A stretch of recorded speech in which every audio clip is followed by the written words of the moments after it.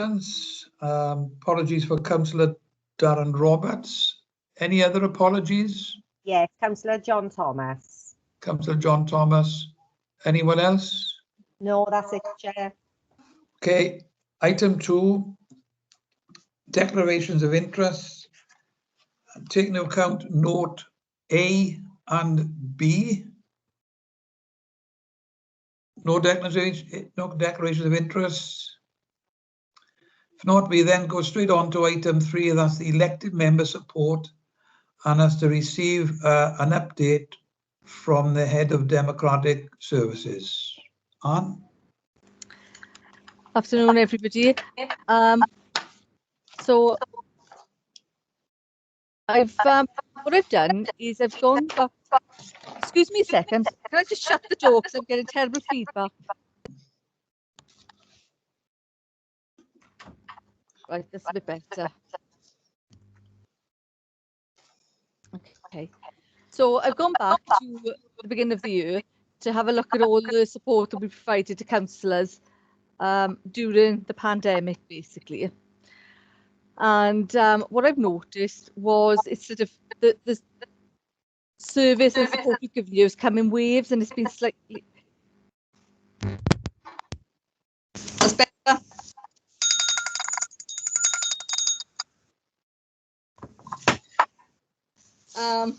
Okay, so it's been coming in waves, basically. So we've done this, we've given this support, and then it's moved on to something else. So what I'm going to do is give some feedback and explain to you what we've done in the waves.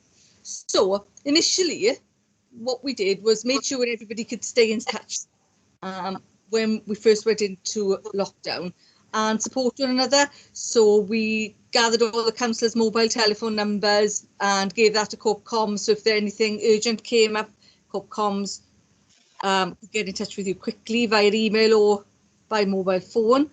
We provided those good neighbour cards, if you recall, right at the beginning. And then we offered then we gave the offer then of providing a list of residents aged 70 plus. So that councillors then could get out there in the community and do the bit. Quickly coming on behind that, we realised that the shielding was going to be longer than we originally thought. So we started then receiving guidance that was coming in from the voluntary action, Merthyr Tydfil, so that you knew what was going on with the voluntary sector out there in your communities, and guidance from the WLGA.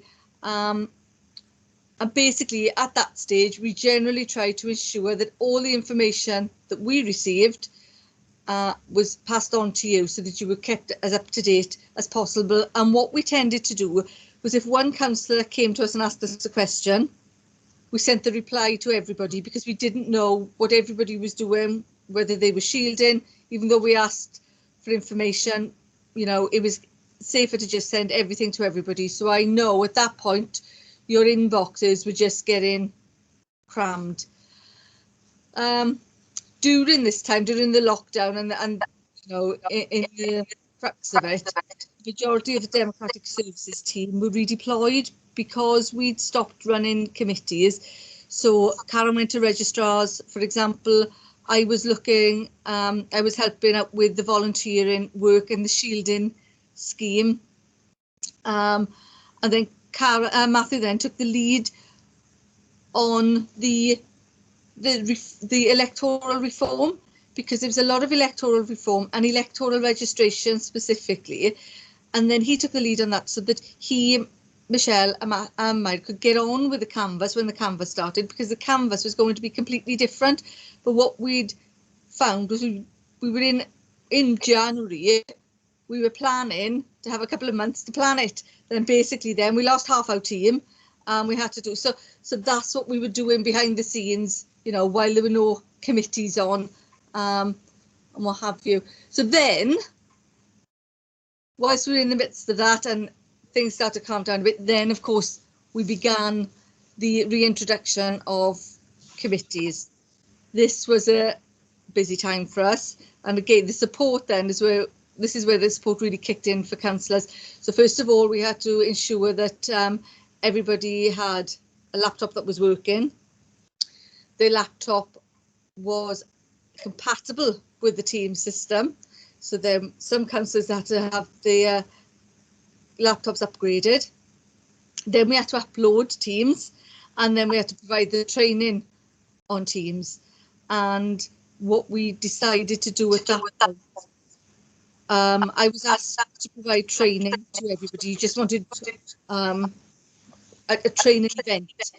But at that point, I made the decision that I didn't think it was great to have a training event, because every single councillor was at a different level.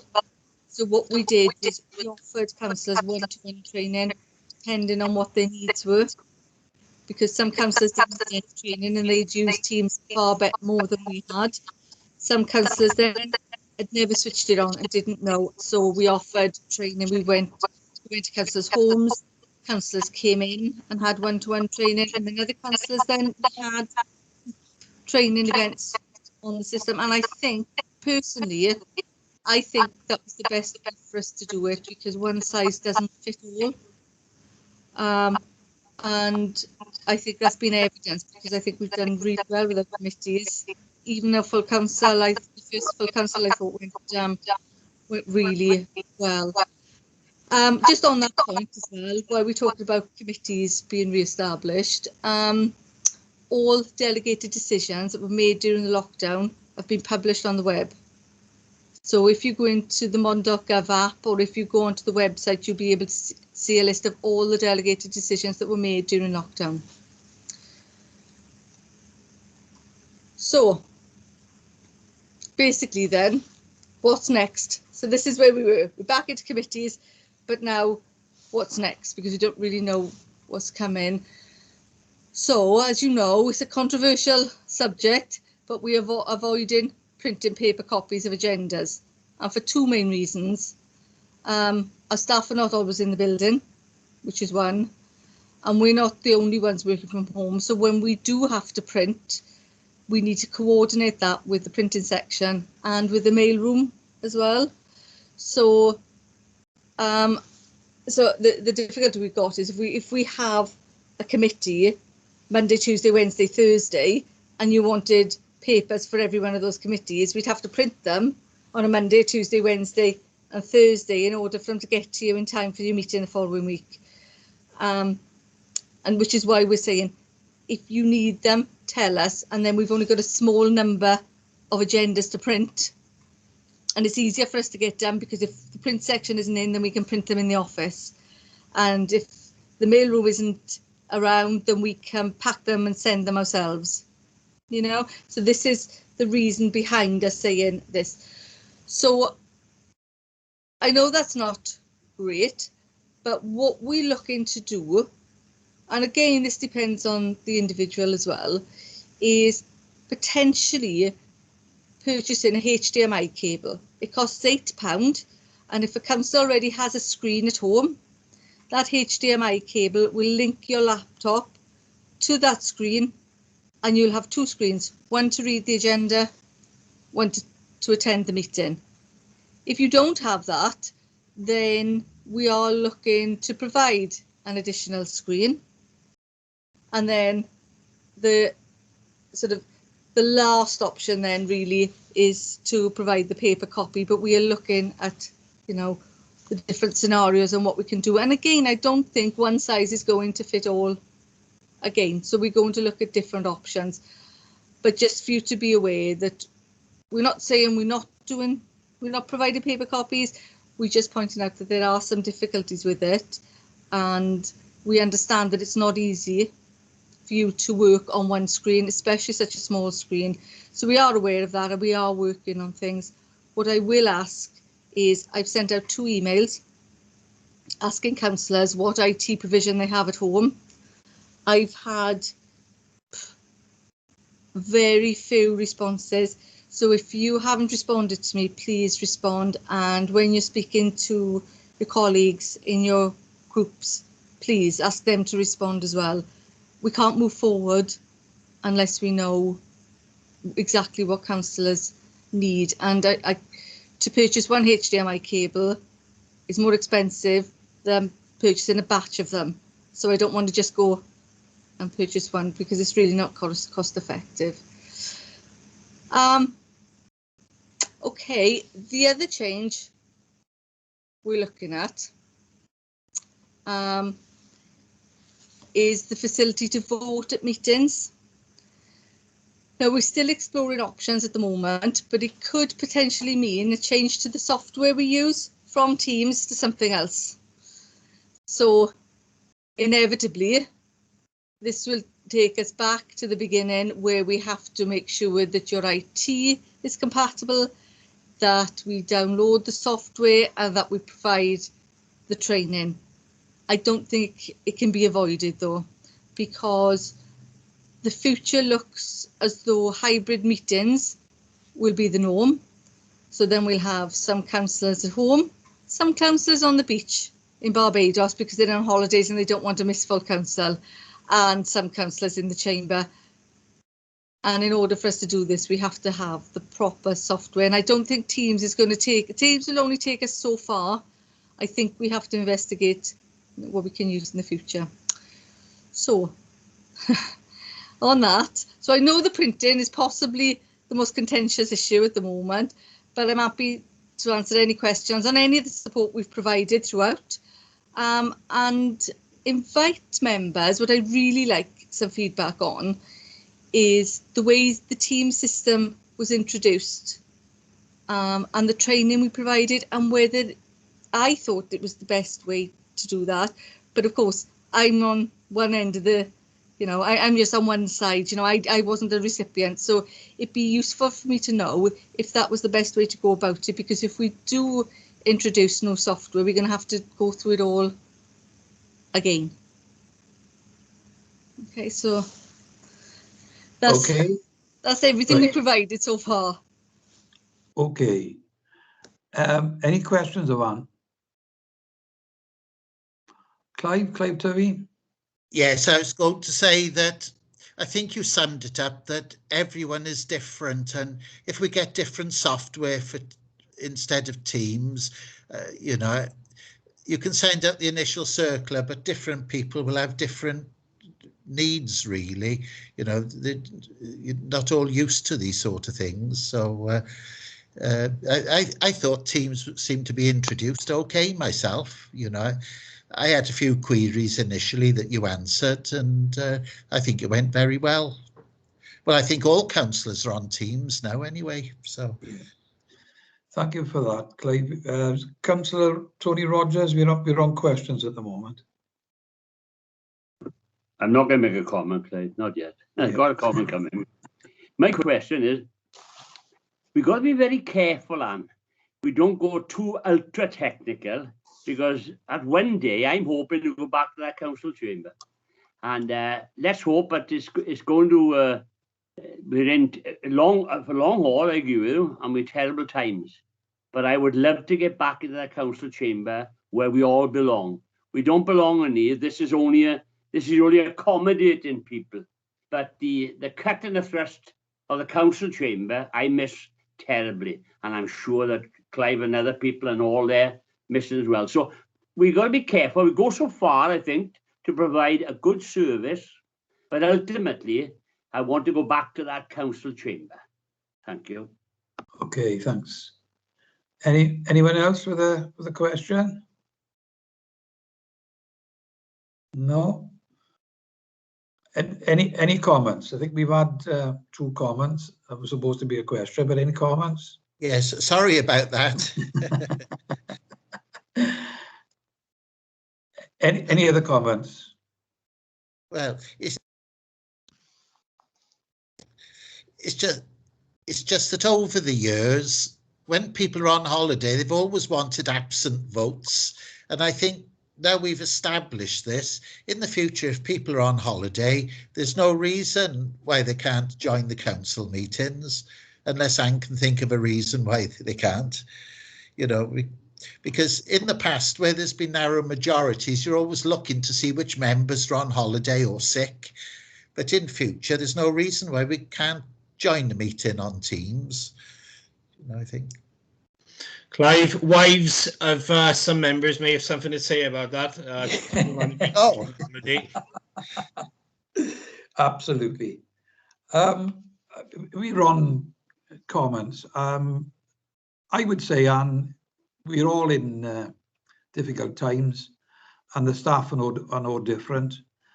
And although we had initial glitches and queries and a few frustrations, ultimately, as you say, there were members who required one-to-ones, and there's nothing wrong with that. And you were able to do that very professionally, and that's what happened. And here we are now. That today is an example of the fact that training was given, and we were able to conduct council business currently from our own homes. But I have to say, I'm entirely with Councillor Tony Rogers. I miss the council chamber as well. And if at some stage where it seems that it might be going, is that everything is conducted outside the council chamber, I'm afraid I wouldn't be putting my hand up to support that. There are some advantages, you know, when we have bad weather, and on those occasions, meetings have to be cancelled. In these circumstances, they could continue to be held. But I wouldn't frankly want to go completely the other way.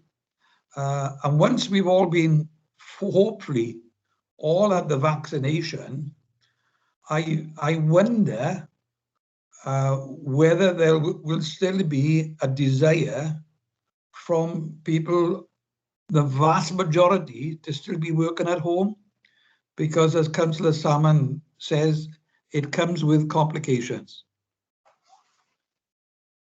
Any other members? Anne? Yeah. If I could just reply to that, I don't think that we'll be looking at these kind of meetings all the time, but I do believe that there might be some requirement from the Welsh Government for us to put something in place so that if a councillor wanted to attend remotely whilst everybody else was in the chamber, I'd have to provide that facility. I think that's more the way I'm looking at it, rather than changing it. I'm thinking it's more a case of if a councillor wanted to, then I'd have to provide it. And that's what it is. Yeah. Councillor Tony Rogers, do you have your hand up again? What I'd like to say, Mr. Chairman, is I'd like to say that and I don't care where I say it, the support I have received from Anne Taylor and her department is second to none. In my experience, I've been a long time elected member, a couple of breaks, but I've never received the service and the support that I am now receiving from this department. And take a bow, you're working harder than you realise, Anne. You're giving and taking to these elected members, but it's a first-class service, and you cannot beat it anywhere. Thank you, Anne, and thank you, department. Thank you very much. And I entirely agree with that as well. You know, as you said, we're all under difficulties. It's a small section that we've got there as staff. They've got a wide range of duties, and I can't say enough in support of what Councillor Rogers has said with the service that we've had over the last few months. Do you want to say anything else, Sam? No? If not, if there are no other comments. Right, we'll go on to item 4. That's the draft annual report from the Independent Remuneration Panel for Wales. It's pages 3 to 6.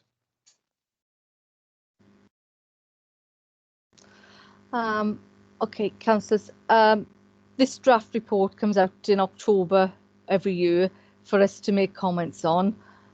So it was circulated to members when it was received, and I invited councillors to either respond directly to the remuneration panel or to send their responses back to me and I pass them on. I haven't had any comments back, but I know that the remuneration panel are keen to get a response, even if it's to agree with what they're suggesting, so they can make informed recommendations. So I wanted to bring it to the Democratic Services Committee so that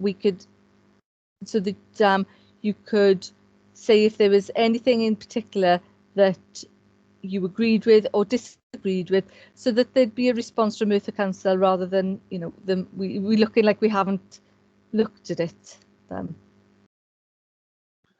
And questions from members?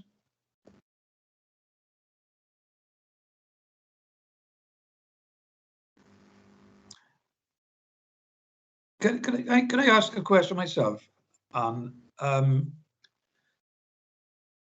Have you had any inquiries over the last few years from any elected member or cooperative member for that matter who was considering applying for the care support element? And I think that you know, I'll leave it at that, and I want to make a comment as well. Yeah. No, I haven't had anybody. I have spoken to councillors where I've suggested it, but nobody's taken it up. And I think because in the next report, it actually, I've included a comment in there that sometimes councillors are reluctant to take up the costs of care, which is bad really, because we're hoping that this will help encourage a more diverse candidate for, you know, 2022.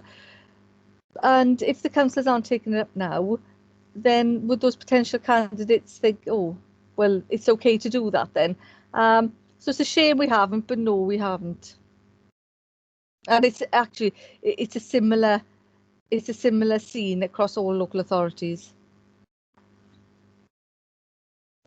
Would you say it's a similar theme is because there may be individuals who would apply for it, but they don't wish to be identified because our allowance is a public document. It's publicized everywhere, as it should be. And would you say they don't take it up because they would be individually identified? And in this report, to be fair to the panel, they're making suggestions in here, which means that doesn't happen. Yes, and actually last year's report, actually we removed that cost of care column from the individuals, so nobody would be identified. But despite that, we still didn't have take up, and I don't think there were many authorities across Wales that had the take up either. Although the fact that they have removed it, I think, has drawn attention to it, plus the supplementary report that they brought out in May, encouraging it and changing the title and what have you. I think it's drawn attention to it. So what we're hoping is that, yeah, more people will take us up on that. Yeah.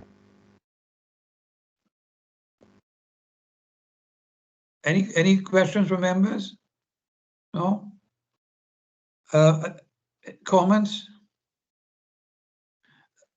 The only other comment I would make, but the same matter, is that on page 13 under paragraph 4, I don't think I've seen this before, and that they are suggesting here that people would be able to claim, quite rightly in my opinion, for not only meetings called by the authority, but also to deal with constituency and not party issues and training, you know, appraisals. And also, which is, as we all know, as elected members, and this is, in my view, quite hidden from the electorate, is the amount of time that members have to spend reading, preparing, you know, in cases, large amounts as it says here, large amounts of reading, analysis or drafting before or after a meeting. Now, I haven't seen that before. And, you know, as well as the actual time element of attending meetings, there is also that which I've just gone through that goes with it as well, which in some cases takes up a considerable amount of time. Yes, they draw an attention to the work that a councillor does, because very often the public only see meetings, don't they? You know, they don't see the rest of it, and they draw an attention to that, and they are trying to encourage people to stand, and showing them, you know, what the role is, you know, and it's not just turning up at meetings. It's a lot of other work as well, and what they're saying is we need people from all walks of society. We need everybody to be, you know, to think, well, okay, you know, I'm gonna stand in this, and I can do it, and I can make I can afford to do it, and I can be supported to do it. I think that's what it is. Councillor Terry? Yeah, I was going to say, it was on the TV yesterday that the government were thinking of bringing in a pay freeze for all public service workers, apart from health workers. And so it might be, by the time this report comes in, there may be a national pay freeze. The argument being that people working in the private sector have been hit quite badly with COVID. And so I have a funny feeling all pay rises will be blocked from next April anyway, but it's only what was on the TV yesterday. Whether it's fake news, I don't know. Well, we'll know the answer to that on Wednesday, Clive.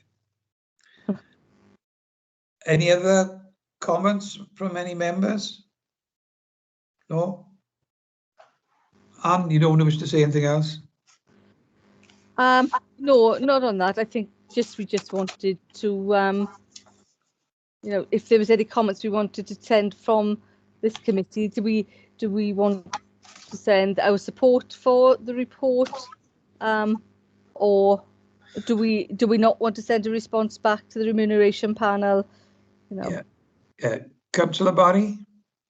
Yeah, thank you, Chair. It's a difficult one. If any of you saw this morning with Dominic Cummings, then Piers Morgan picked him up on exactly this, that there was a pay rise for everybody. We're in a very difficult position with this. I mean, I think this year more than ever before, I think every councilman, Jack, has earned their money through an extraordinary period of time.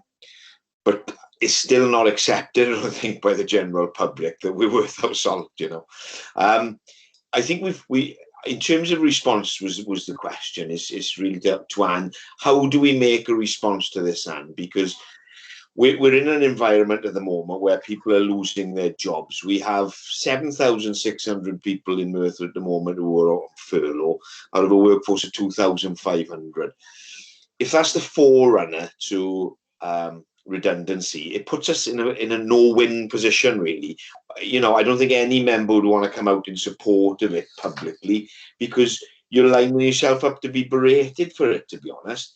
And I think I understand the independent remunerations position that they do want a response, but this year of all years, it puts councillors in an impossible position, despite having to do what we've all done and get paid what we want. We've got no say in the independent remuneration panel, and I think whatever happens, we're going to be berated for a pay rise when everybody else is struggling out there. But I just guidance on what we need to do.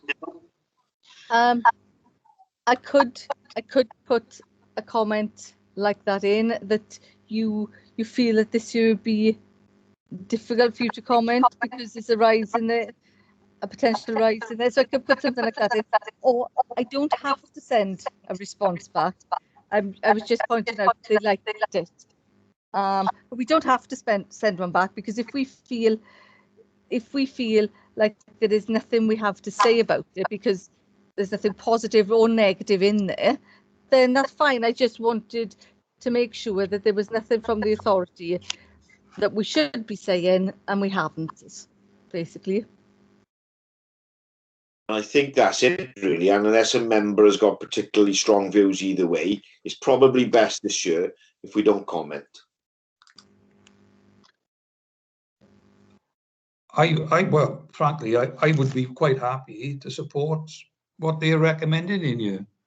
And on both those counts, on the care costs and the 1% uplift.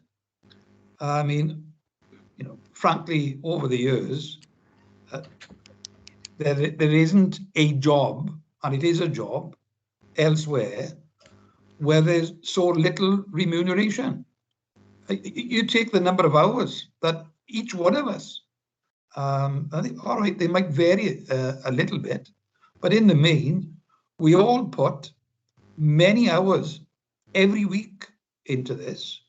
And I've always believed that if a person is doing a job of work,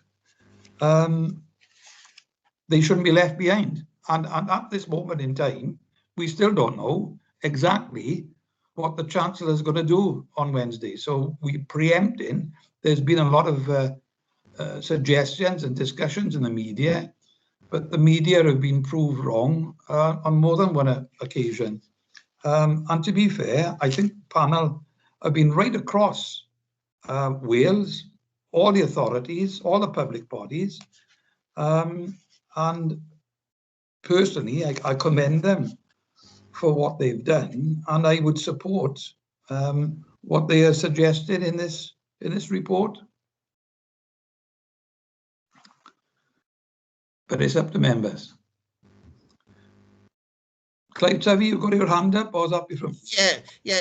Perhaps we should leave it that the council don't send in a response, and it's up to individuals to send their own opinions in, because we don't necessarily represent the whole council as well. Well, we do it to some extent, but yeah. Perhaps it would have been better discussed at full council this one. I was just about to say, perhaps I should have asked this as a question, but it is important. Is this something where's it going from here to be further discussed, or is it going to be an information report at a full council meeting? Okay. It doesn't go to full council. There's no requirement for this to go to full council. The reason I brought it to Democratic Services Committee is, as a committee, you have a responsibility to ensure that the support for elected members is adequate. So the financial support is part of that support. And what was happening was I haven't had any response from any elected member. So I thought, if I brought it to the attention of the Democratic Services Committee, then again, two different things. You could either, as individuals, respond, or you could send your responses back to me and I would collate them and pass them on. But what I was trying to encourage was that we send our feelings back to the remuneration panel, whether they are we all agree on the same thing or whether we all have different opinions. What I want is to encourage that feedback, basically. And as I say, because the Democratic Services Committee's role is to make sure that there's adequate support for councillors, this is the place that we take the remuneration report. Just nobody's just come back to me, basically. We don't take it to full council. Well, Tony Rogers.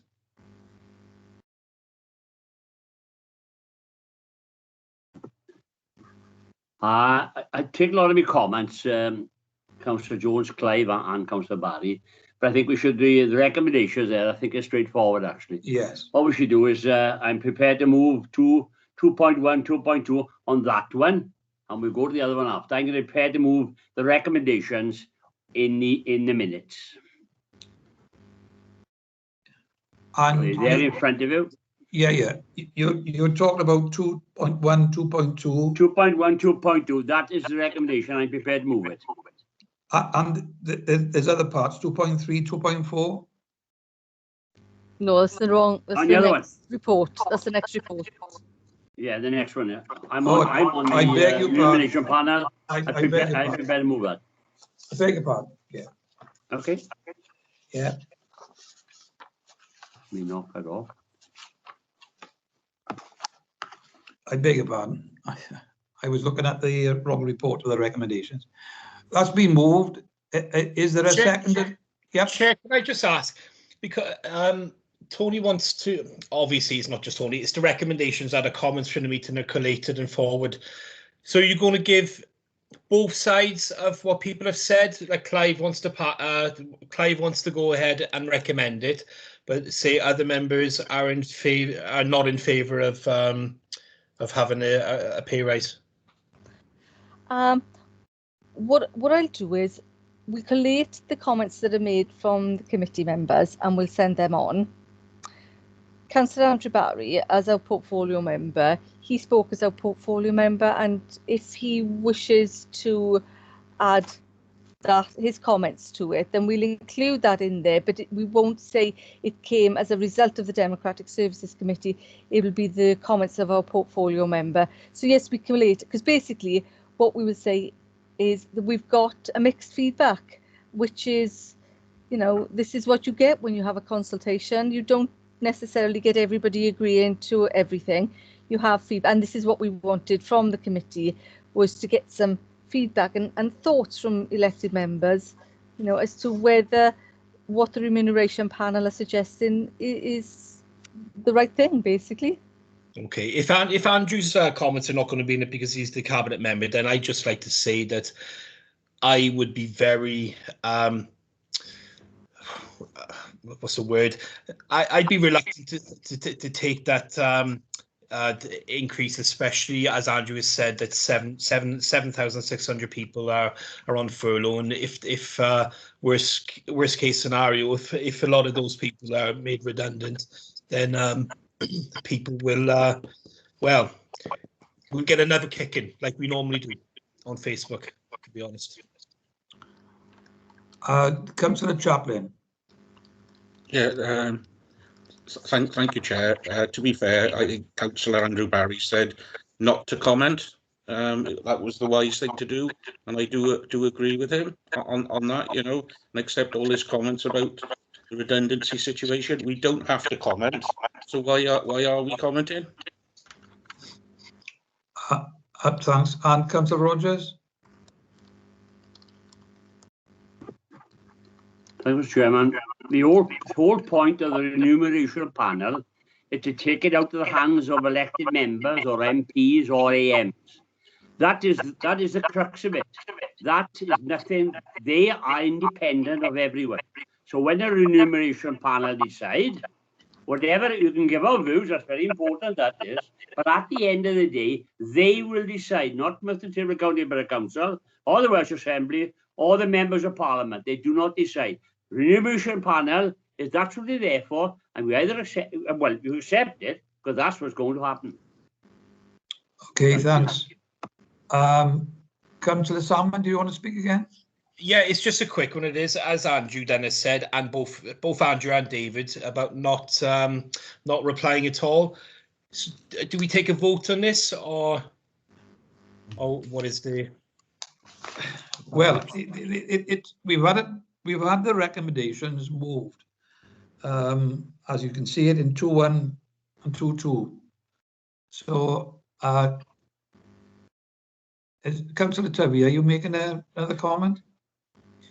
Well, yes, I think I'd agree that it's best not to comment. The last thing we want is for a letter going out saying that Merthyr Council want the pay rise. By not commenting, perhaps that's the best way forward, really. You know, that's what I think. So but having said that, when it comes to the vote, we're only voting that we're noting the report. We're not, you know, so, you know, I'd support the recommendation in that we're only noting the report. Okay. Sorry, Councillor Chaplin, you've got your hand up again.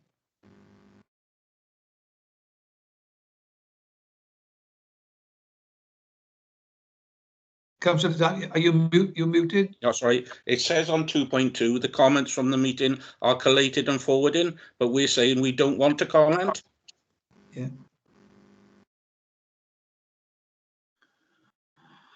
So should we vote on 2.1 separately to 2.2?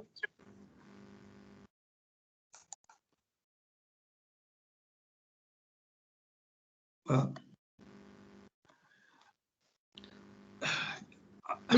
We can always. I can always receive your comments individually if you wanted to vote them separately and then you wanted comments individually. I could send those back for you anyway.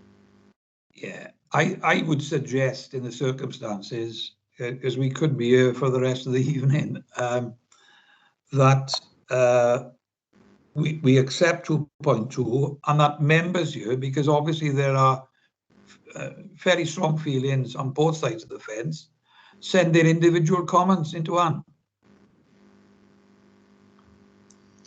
Voice of reason. Yeah, Councillor Barry? I tend to agree with you.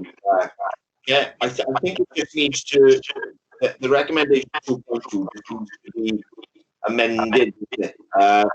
Not the meetings comments are forwarded, but individual council members comments could be forwarded, collated and forwarded. So we need to amend 2.2, wouldn't we?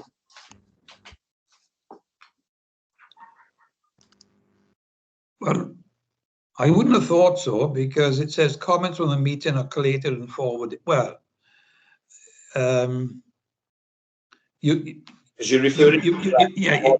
all right. You could add on to the end that the comments of the meeting are collated in relation to individual members from this committee right into democratic services. That's the part that would be included there, and that would cover it. Councillor Rogers? There's no need for an amendment. It's straightforward, recommendations are there. If you follow 2.1 and 2.2, any comments that are made will be collated by the department, and also on number 1 will be noted. So I think it's straightforward, actually. You know, that's my honest opinion of it. Okay. Well, you moved that. Councillor Tubby, did you want to say anything? Oh, you no, sorry. right. Okay. Oh. Right. And Councillor Rogers' used hand is still up.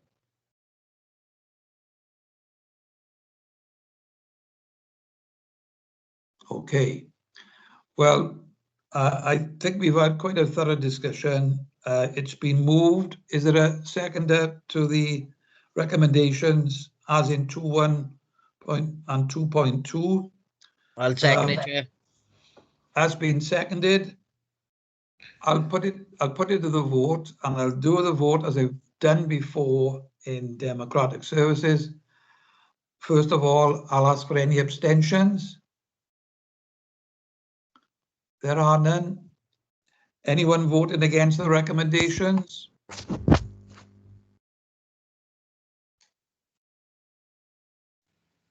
We haven't amended it, have we? We just left it the way it is, 2.1 and 2.2. Are you voting against? I am the way it's written, yes. Right. Okay. Thank you. If you can put your hand down, please. Right. And those for it, please vote no.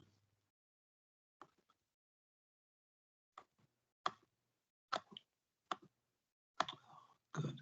That's carried, Chair. Right. Okay. Thank you for that. Now then, we then go on to item 5. Let me put my hand down. Right. And that's the contributions to the cost of the care and personal assistance. Yeah, well. We've spoken about this a little bit in the last item. Yeah. I think what we didn't mention was the minimum sorry, my earphones are echoing back towards me. There's minimum requirements in a supplementary report written by the remuneration panel in May. So there was just an additional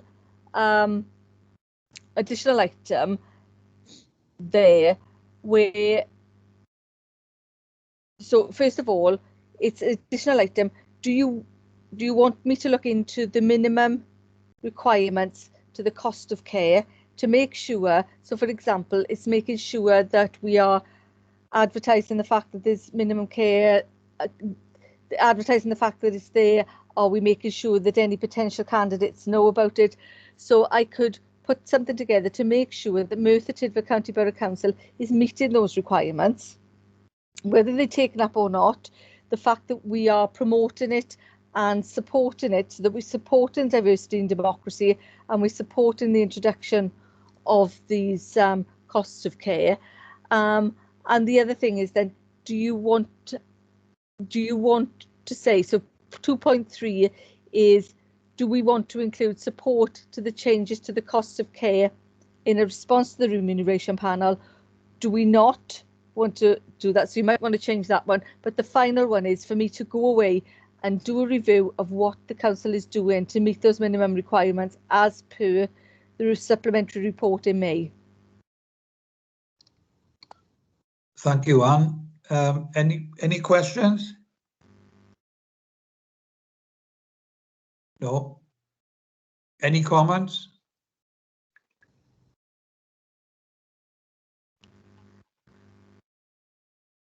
Yes, Councillor Rogers. Yeah.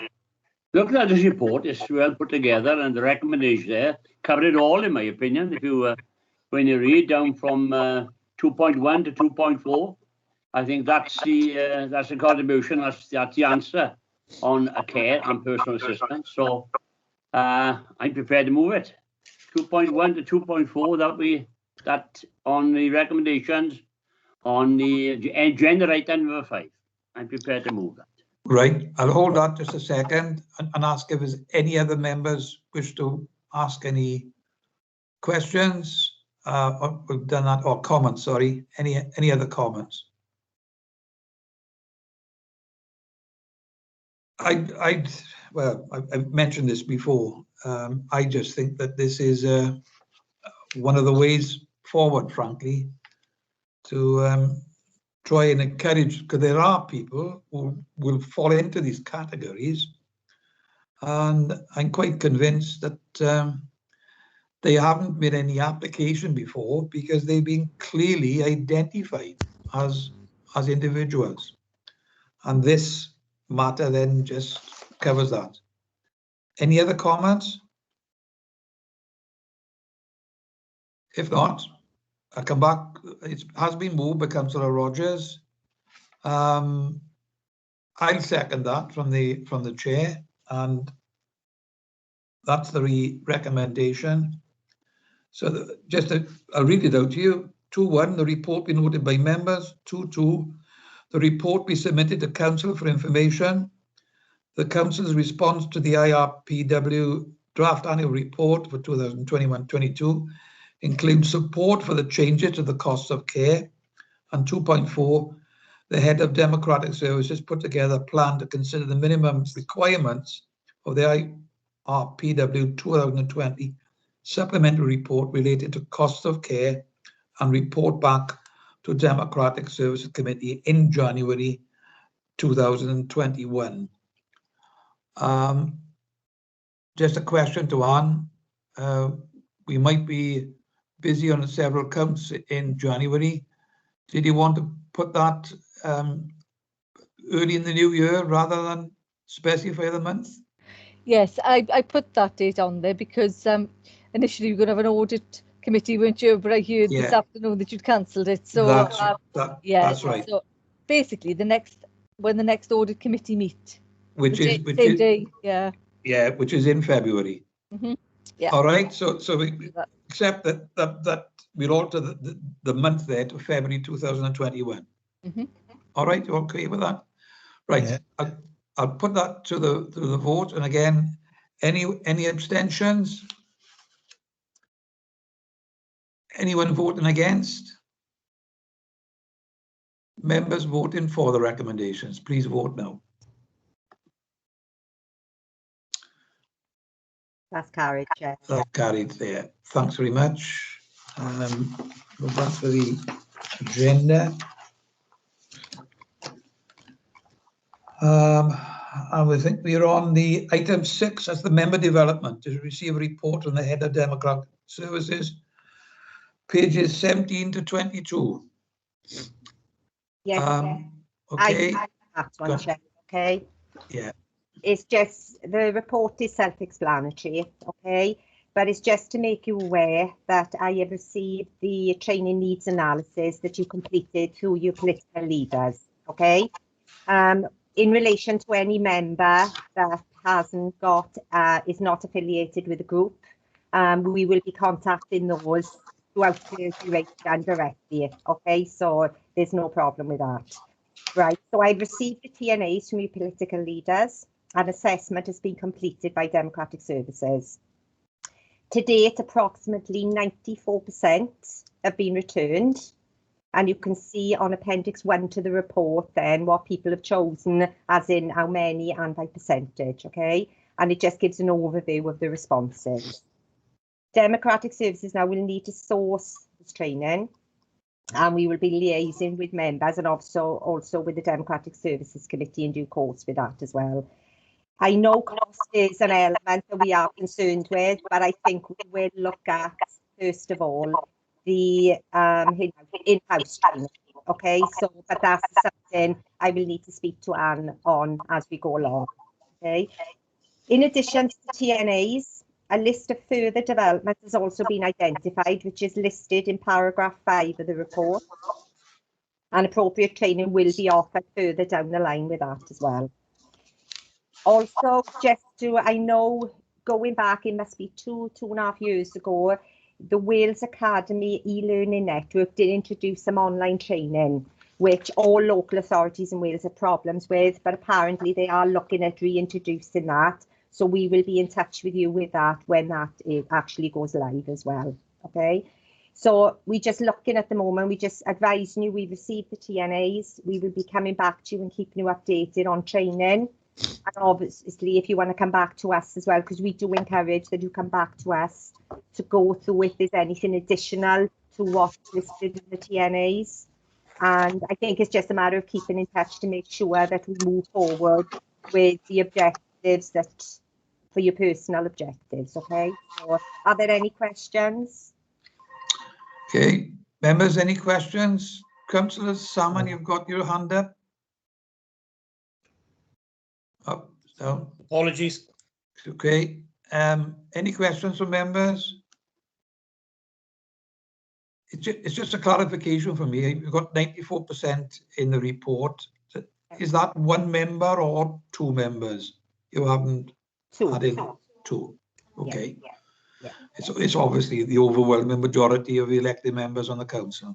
It has been good. It has been a very good response. Yes. We just need to encourage that we do move forward with this training, because it's all well and good us looking at the training, but we do need to encourage members to attend. Yeah, you're quite right. Any other questions? No? Any comments from members? No. Yeah, I mean, it's in the recommendations that you come back further reports to the next committee, which is now going to be in February. Yeah. On the training. You'll firm it up then on specific timetable, I would think, for training. That's correct, isn't it? Yeah. Okay. No comments from members? If not, can I ask a member to move the recommendations as you got to the end of 2.1, note the content of the report, 2.2, Democratic Services, report back to the next committee on training offered and attendance. I'll move that, Clive.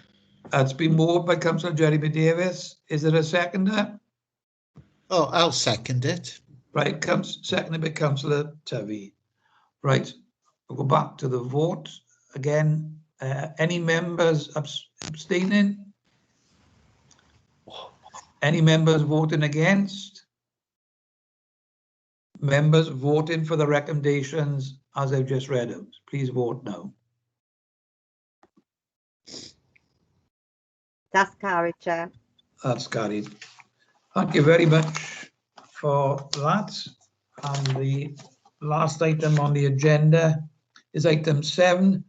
Any other business deemed urgent by the chair? I have none. Can I thank you all for your attendance this evening? And I'll see you soon.